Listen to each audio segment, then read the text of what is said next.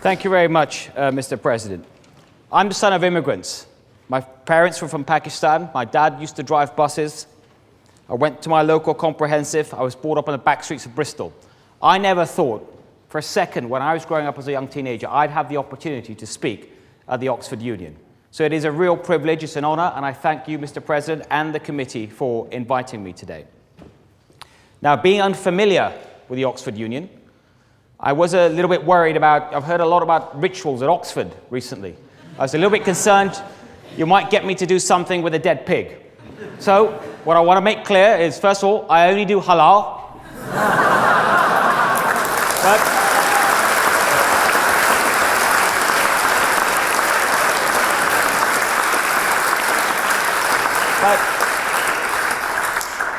I was worried you might insist, so that's why I brought Jacob. Now, it's not, I believe there's been many ministers in the past that have spoken in my position that have been Oxford graduates, but it's not as though in the House of Commons we don't believe in diversity. I'm from Exeter. The only problem is when I first arrived at Exeter, at the House of Commons in 2010, and I told colleagues I went to Exeter, many of them thought I went to one of these colleges on Turl Street. But university, actually it might be worse thinking of that, just referring to what you said, Mr. President. Yes, I did go to Exeter, but there is this rumour, as we've just heard, that one of the speakers tonight was the president of the Cambridge Union, and it's possible that things could have been very different. Now we know who that person is. But let me just talk about university for a bit. Because university, when I look back at my life and the changes that have occurred, it absolutely changed my life. It was a period some 25 years ago where at that time there were about 80,000 people graduated from university. It gave me opportunities I thought I would never have. The situation today is very different. Last year, 400,000 people graduated from university. The percentage of 21-year-olds that went to university 25 years ago was 15%. The percentage last year was 40%. In fact, one of the biggest changes that we saw under the coalition government, and partly because of the work that Vince Cable did himself when he held my job, when he brought in all these changes to build a long-term sustainable system to finance universities, to make sure that every person who wants to go, based only on their ability and nothing else, can go. One of the biggest changes we saw was not just a big increase in the numbers, but also a huge shift in the number of people going from disadvantaged backgrounds, shifting from 13% to 18%. So I'm proud that the work that we did under a Conservative-led government, with Vince's help, as I say, made a change that gave thousands of more people, including those from the most disadvantaged backgrounds, more and more opportunity. An opportunity to reach their aspirations, to meet their ambitions, to climb them no matter how high they are. And that goes to the heart of why I'm a Conservative. And I want to raise with you, the few moments I have, 2 or 3 reasons why you should have confidence in Her Majesty's government. Because first of all, just 5 months ago, we had a huge listening exercise, the general election.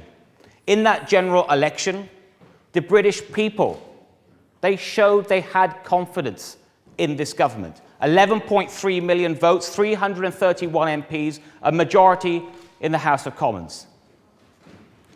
Even if you look at latest polls, and they do, and I admit, have to be taken with a pinch of salt after what we saw at the election, poll after poll today shows that the Conservatives have much wider support than any other party. The latest one, 39% for the Conservatives, 31% for Labour, I'm sorry, Vince, 6% for the Lib Dems. So when we also look at the leadership ratings, the Prime Minister, David Cameron, way ahead by 16 points compared to Jeremy Corbyn. So I put it to you, the British people not only had that confidence just a few months ago, this was an election that took place 5 years ago, 5 months ago, but also they have confidence in this government today. And I want to pick up, Vince, when I make my next point on this. which was that Vince talked about the coalition government as though it was a completely different government to the government we have today. A government that today we have the same Prime Minister, the same Chancellor, the same Home Secretary, the 5 great offices of state held by exactly the same people. In fact, 75% of the ministers in today's government, including myself, served in the last government. Now, of course, there are ministers from the previous government that don't serve today, such as Vince himself, and he did a good job. He played an important role, as we heard from Jacob. But it is a shame that today, after Vince has been part of such a successful 5 years, he danced two-step with the Conservatives 5 months ago. He did it for 5 years, and now he's sitting on the sidelines because he's not being asked to dance again. So we have to look at the achievements of the last 5 years, because that is what the British people did 5 months ago. And that's why they put their trust in this government. What did they look at? We heard mentioned of the deficit earlier from a number of speakers. That was one of the biggest things hanging over our country in 2010. The biggest deficit in the G20, bigger than any of our rivals. £5,000 was being borrowed every single day. Absolutely unsustainable. And if we want to know what happens to countries that don't learn to live within their means, we don't have to look far. We don't have to look to Africa or South America or places like that. We look in Europe. You look at Greece. You look at Portugal. You look at Ireland. And then how it destroys people's lives when a country loses control of its finances. We've brought the deficit under control. Yes, there's more work to do, but because it's under control, we have economic confidence. Because we have economic confidence, someone talked about growth earlier. In fact, today, our growth rate, both last year was the fastest of any major advanced country. This year, it is projected again by the IMF to be the fastest of any major advanced country. And what does all this mean? The biggest thing it has meant over the last 5 years is jobs. Our country has gone through a jobs boom. So through that jobs boom, we've seen more jobs created in Britain over the last 5 years than the entire rest of the EU. More people employed today than at any other time in our history. More women employed today than at any other time in our history. The claimant count down to its lowest level for 40 years. And this just isn't some statistic. These are people's lives being turned around, getting jobs for the first time, moving up the greasy pole and getting more of a reward for their work through their own work. People being lifted out of poverty, being given new opportunities. And that only happens if you have a government that refuses, absolutely refuses to stick its head in the sand and pretend that things will just go away. Somehow the problems will just disappear. You have a government that is willing to walk up to the problems and confront them and say, yes, I will take you on. I will take on these challenges. And that's how you get these results. Challenges like the EU. Not everything is right with the EU. Some things are great. Some things don't work well. But when this country decided to join the EU, none of you in this room, with one or two exceptions, had a say. But since then, successive governments have been giving away power to the EU almost on a permanent basis. They have no right to do that.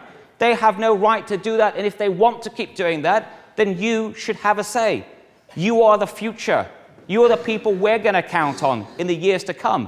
Why shouldn't you have a say on such an important decision? So I'm proud this government has made that judgment. And let me just touch on housing, because it came up a couple of times. The lowest point of housing starts in this country since the 1920s was in 2009. 99,000 starts. And you know who was in power in 2009. Since then, it's up 40%. That's not good enough. It's nowhere near good enough.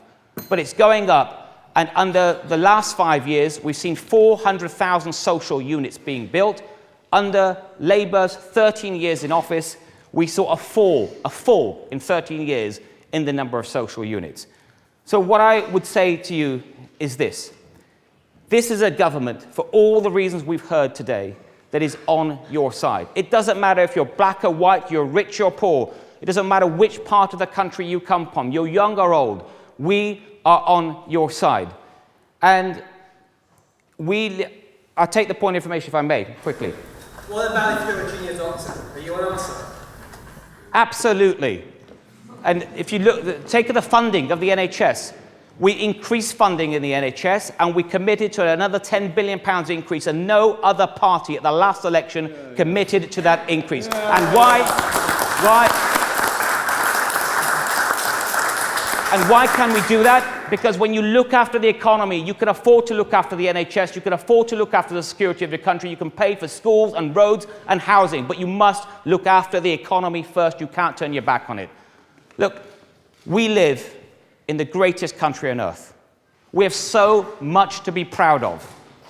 We really do. We have so much to be proud of as a nation. But I think our greatest days lie ahead of us. And when I look around in this room and I see you, it fills me with so much confidence about our future.